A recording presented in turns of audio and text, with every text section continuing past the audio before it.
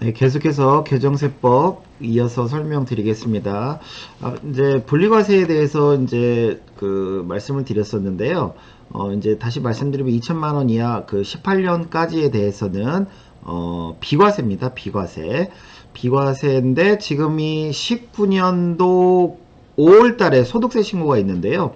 19년도 5월 달 소득세 신고는 몇 년도 거 하는 거죠? 저희가 18년도 거 소득에 대해서 신고하는 거죠. 그러니까 19년도 5월 달에는 소득세 신고할 때 2천만 원이 안 되는 분들은 비과세이기 때문에 뭐 신고를 굳이 안 하셔도 상관없고요. 근데 이제 19년도 올해 이제 19년도에 2천만 원이 안 되신 분은 이제 내년 20년도에 소득세 신고를 할 텐데 그때는 이제 신고를 하셔야 되고요. 그래서 분리 과세를 한다고 합니다. 분리 과세, 다른 소득과 분리해서 과세하겠다. 근데 이게 무조건 분리 과세를 하기보다요. 나는 이자도 많이 내고 나는 다른 소득도 있긴 있지만 작어. 그래서 나는 그 소득이랑 합산해서 신고하면 안 되냐?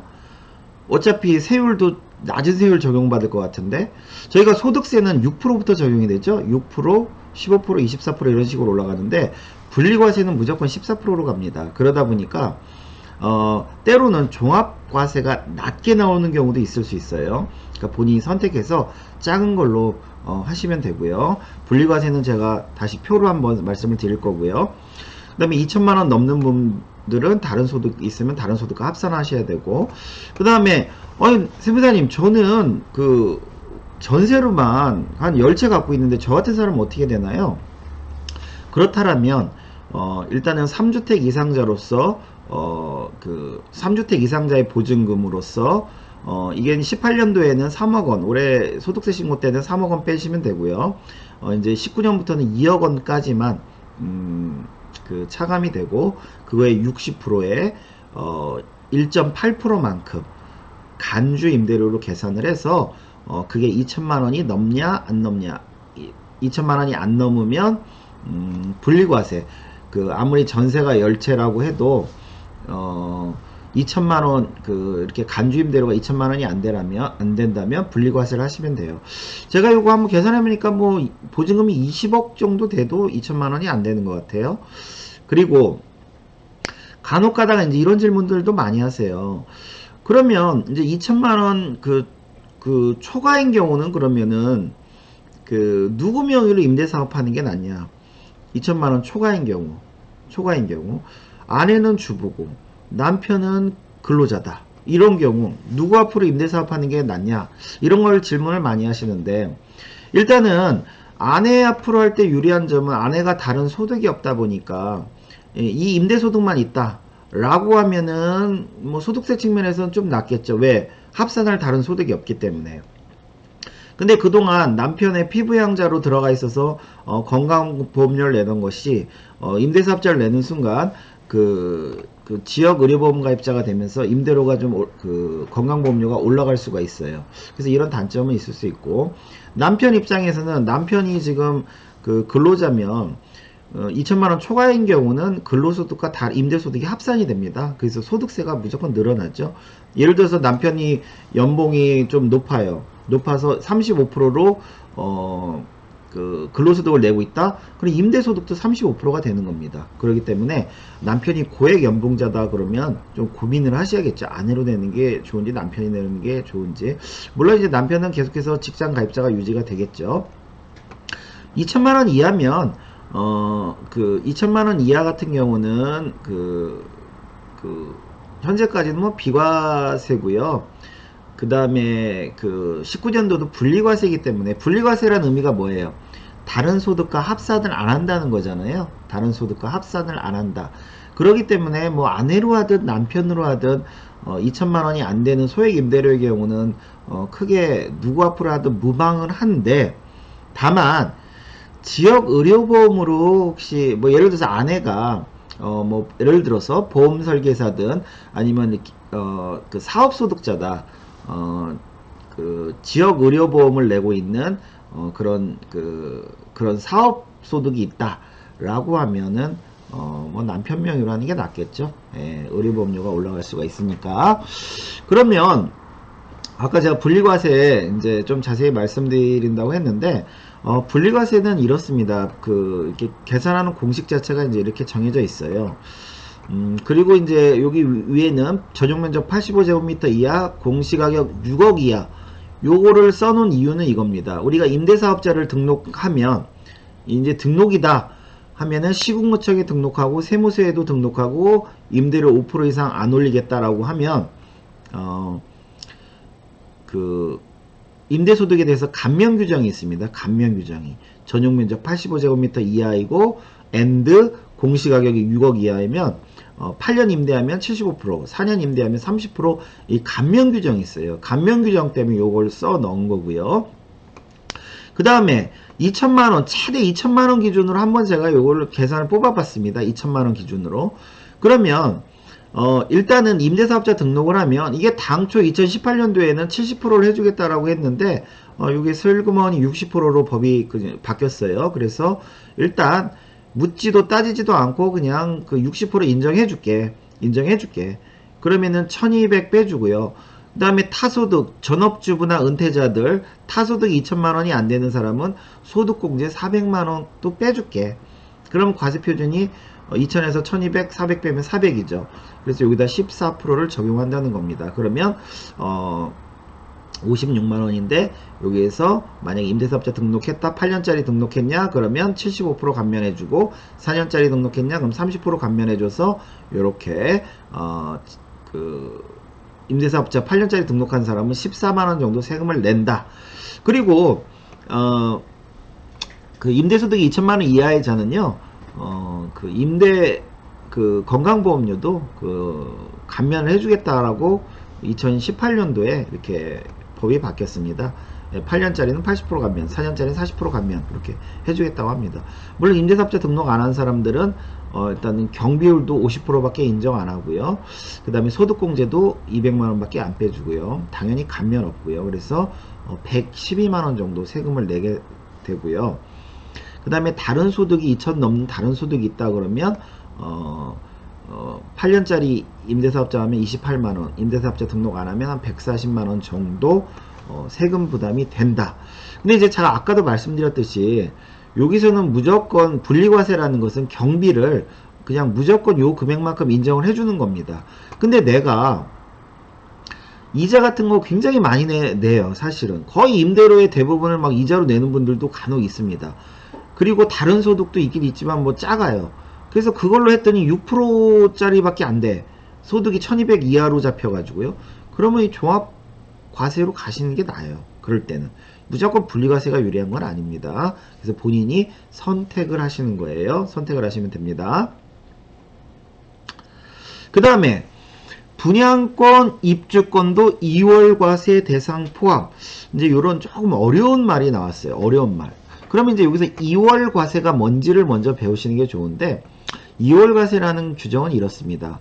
우리가 이제 배우잖아. 직계 존비속, 그 부모나 자식으로부터 증여를 받고 5년 안에 팔 때, 5년 안에 팔 때, 예를 들어서 남편이 아내한테 증여하고 아내가 5년 안에 팔게 되면 취득가액, 취득 시점을 그 증여한 남편 시점으로 보겠다는 거예요. 그러니까 부부는 한 통속이니까 금액을 높여서 증여를 하고 팔게 되면 양도세가 줄을 수 있다 이거죠. 그렇기 때문에 그걸 원천 맞겠다 이거죠. 그러니까 예를 들어서 남편이 2억에 분양을 받았는데 그 아파트 시세가 올라서 증여를 3억 원에 증여를 했습니다. 그리고 5년 안에 5억에 팔았어요. 그러면은 이분들은 3억에 증여했으니까 요 2억에 대해서만 세금을 내면 되겠다라고 이렇게 본인들은 생각하겠지만 아니죠. 그 2월 과세 규정에 의해서 취득가액을 뭘로 본다 이거예요. 5년 안에 팔면 2억으로 본다 이겁니다. 2억으로 본다. 예, 그래서 편법으로 높게 증여해서 파는 거를 막겠다. 5년 안에 팔 때는. 근데 2017년도 7월 1일 날 법이 또 조금 바뀌었습니다. 어떻게 바뀌었냐면 그 케이스 2번 같은 경우 예를 들어서 남편이 3억에 분양을 받았어요. 근데 이게 아파트 가격이 좀 떨어졌어요. 요즘처럼 2억에 떨어졌어요. 떨어진 김에 그냥 아내한테 증여나 하자. 증여했어요. 그리고 5년 안에 5억에 팔아요.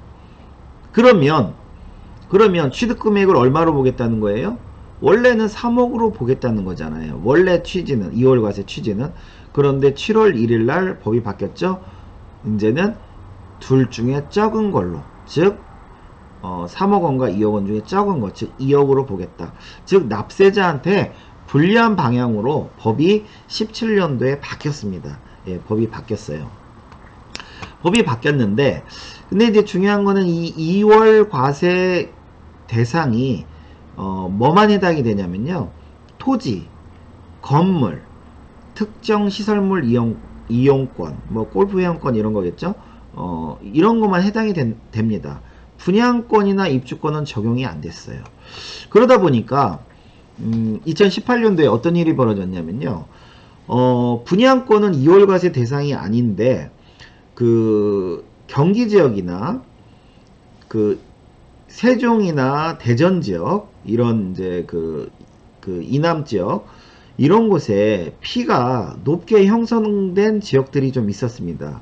근데 이런 곳들에서 어떤 일이 벌어졌냐면, 일단은요, 그 피가 높게 형성이 돼 있죠. 그래서 내가 이제 남편이 분양을 받아요. 분양을 받고 아내가 이제 그 아내한테 높은 금액으로 증여를 합니다. 그 증여 금액은 뭐 내 맘대로 할 수 있는 건 아닌데, 어차피 증여하자마자 제3자한테 팔려고 하는 거기 때문에 제3자한테 팔려고 하는 금액만큼으로 증여를 하는 거예요. 어차피 3개월 내에 매매를 하게 되면 그 금액이 증여가액이 되기 때문에요. 그래서 예를 들어서 그 피가 2억이에요. 프리미엄이 2억인데 내가 직접 팔면은 프리미엄 2억에 대해서 55%, 주민세까지 55%인 1억 천을 세금을 냈습니다. 근데 이거를 아내한테 증여를 해요. 높은 가격으로. 그리고 바로 3개월 내에 제3자한테 팔아요. 그럼 어떤 일이 벌어졌어요?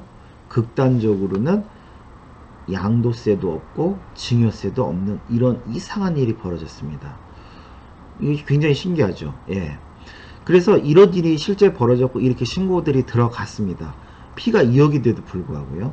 그래서 야, 이거 안 되겠다, 이거 뭔가 그 법상에 이거 그 문제가 있어서 이런 일이 벌어졌구나. 그래서 2019년 개정세법에 부랴부랴 요 분양권과 입주권도 2월 과세 대상 해서 넣었습니다.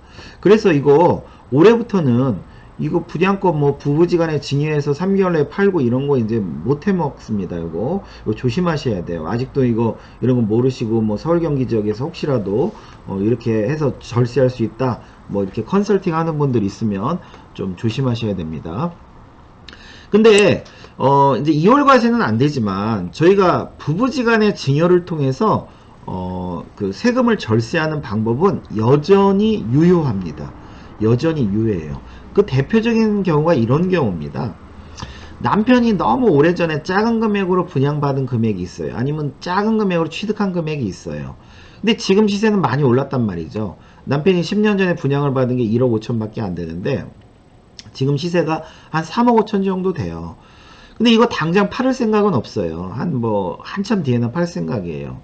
그럼 이럴 때는 어떻게 한다? 지금 현 시세대로 아내에게 증여를 하는 겁니다. 저희가 이제 부부지간의 증여는 얼마까지 증여세가 없죠? 예, 6억 원까지가 없기 때문에 증여세는 없어요. 다만 이제 취등록세는 보통 한 4% 정도 나옵니다. 공시지가, 기준시가의 4%겠죠. 이 시세가 아니라.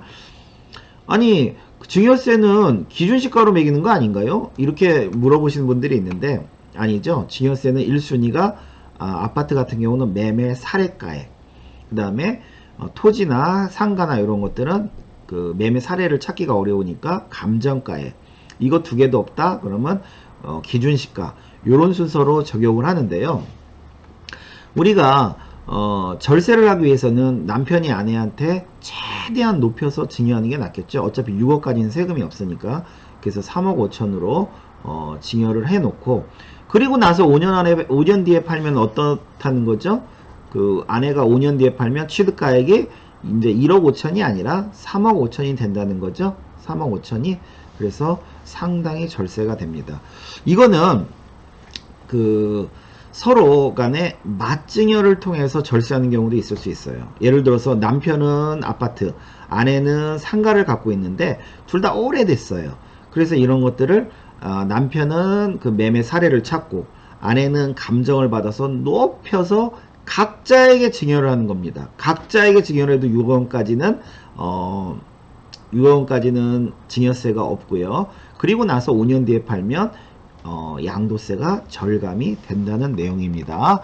그리고 아까 이 그 분양권도 마찬가지로 당장 높게 증여해서 파는 건 이제 못 써먹습니다. 이런 건 못 해 먹지만 그래도 여전히 5년 뒤에 팔 거라면은 그 부부지간의 증여를 통해서 유효할 수 있다 이거죠. 무슨 얘기예요? 남편이 분양받았어요. 근데 여기가 좋아가지고 이게 피가 쫙 올라가요. 3억에 분양받았는데 막 피가 4억까지 올라가고 그거에 대해서 이제 거래 신고가 막 이루어지고 있어요.